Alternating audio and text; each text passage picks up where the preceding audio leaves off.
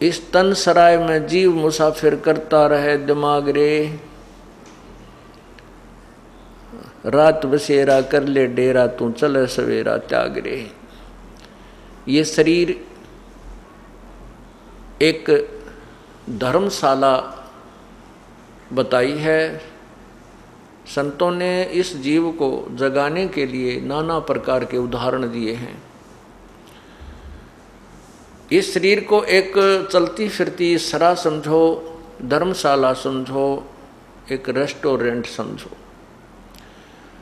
और इसमें आपको ये जो आपको रेस्टोरेंट में रहने के लिए यानी इस धर्मशाला में रहने के लिए जो समय मिला है, वो आपने जितने पैसे जमा करा रखे हैं उतने समय के लिए आपकी बुक हो चुकी है। और जिस दिन वो समय आपका पूरा हो जाएगा, आपके पैसे समाप्त हो जाएंगे, आपको ये धर्मशाला, ये सराय छोड़नी पड़ेगी, इसमें नहीं रहने देंगे। आप अगर ठीक ठाक से नहीं निकलते हो, सब इच्छा से नहीं आते हो, तो आपको उठा करके बाहर उसके नौकर निकाल देते हैं। धर्मशाला आपने किस लिए धर्मशाला में गए हो, किस लिए आप दूर देश में जाकर के अपना घर छोड़ करके धर्मशाला में गए हो, रेस्टोरेंट में रुके हो, उसका उद्देश्य भी कोई अवश्य होगा।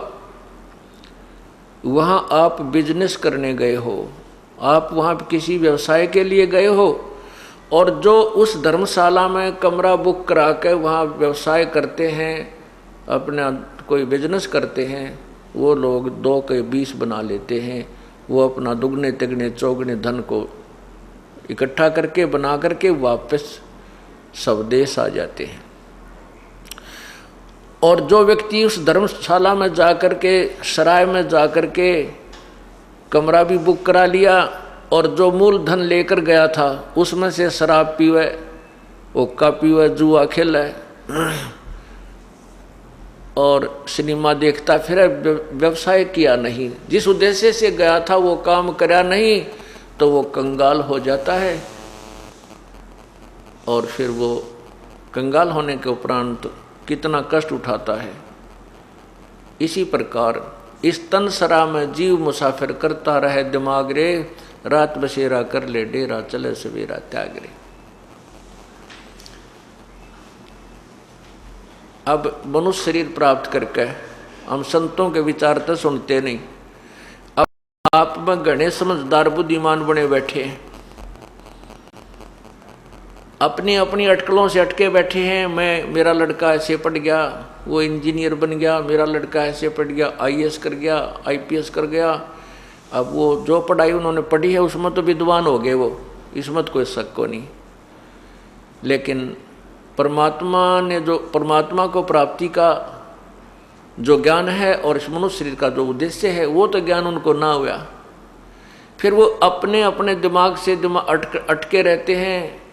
इस तन सरा में जीव मुसाफिर करता रहे दिमाग रे, अपनी अपनी कहते रहते हैं, इसने काम बने नहीं। अपनी अपनी कह गए इस दुनिया के माँ, बिन साहेब की बंदगी की ठौर ठिकाना न।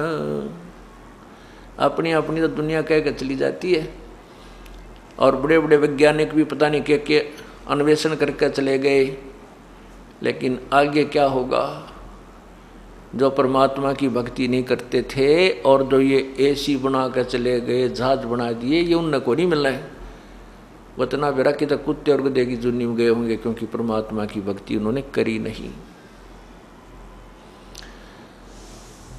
इस प्रकार इस तन सराय में जीव मुसाफिर करता रहे दिमाग रे, यो रात बसेरा, ये पूरा जीवन आपका एक रात्रि समझो। इस धर्मशाला में आप अपना टाइम पास कर रहे हो, और जब ये जीवन अंत होगा, आपके शरीर का अंत होगा, जब आप शरीर छोड़कर जाओगे, आपका सवेरा होगा। ये एक सौपन होगा।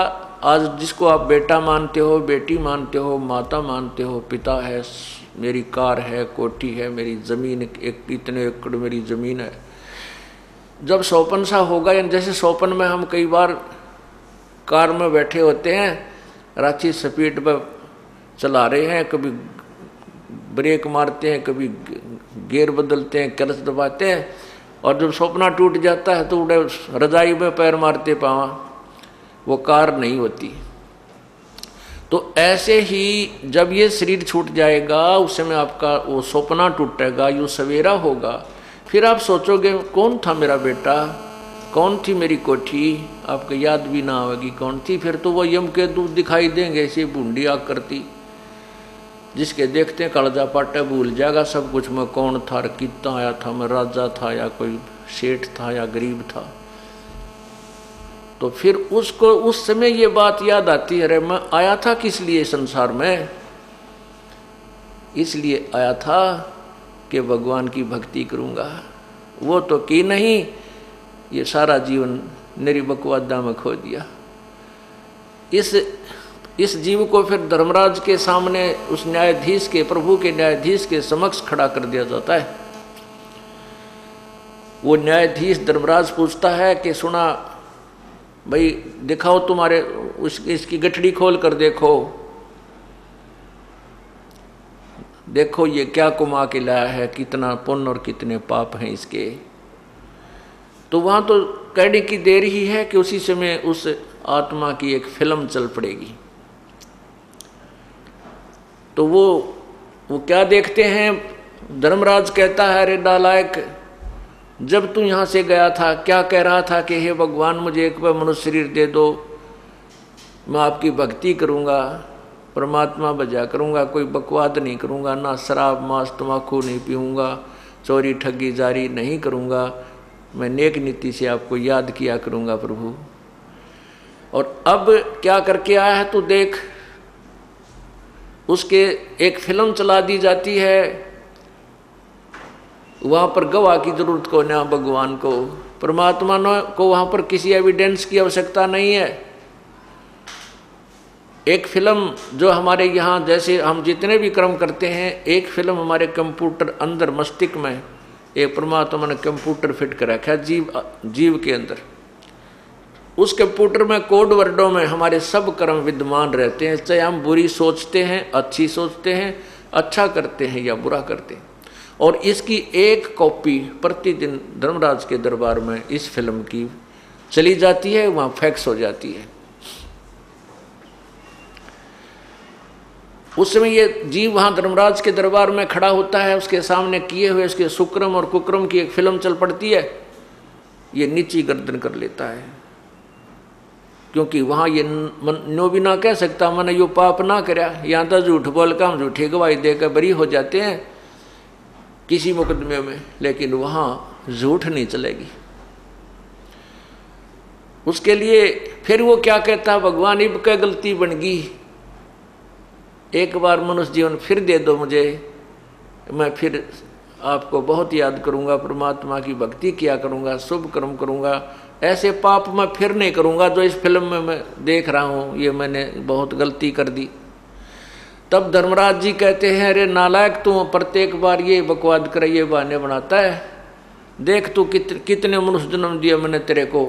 एक ट्रेलर दिखाता है उसके पिछले जन्म जन्मांतर के पिछले वो फिल्म चलाता, देख एक मनुष्य जीवन तू गया। जब क्या कह रहा है कि भगवान इब का तो मैं पूरी भक्ति कराया करूँगा, परमात्मा को याद करूँगा, पूरे बुरे कर्म नहीं करूँगा, और देख तो उल्टा फिर क्या लाया इस जीवन में, वह कुकर्म करके आया, भक्ति की नहीं, इतने पाप कमा के लाया था। उससे दूसरे जन्म में देख, तीसरे में देख, चौथे में देख।